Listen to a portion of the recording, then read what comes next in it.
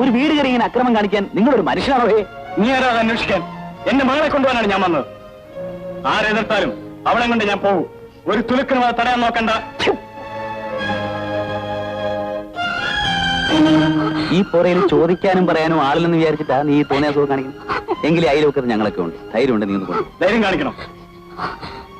അത് ഞാൻ പുറത്തേക്ക് വരാം. ഇവിടെ ഞാൻ സംസാരിക്കുന്ന എന്റെ ഭാര്യയോടാണ്. ഭാര്യയോ?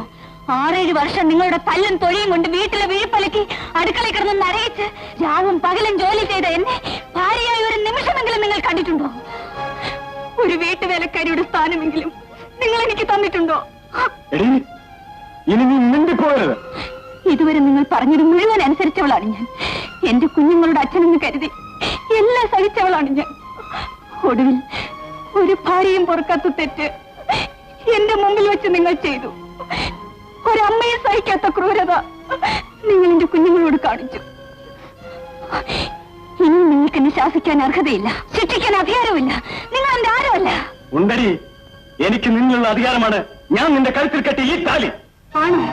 എങ്കിൽ ഈ അധികാരം ഇതോടുകൂടി അവസാനിക്കട്ടെ. ഇതാ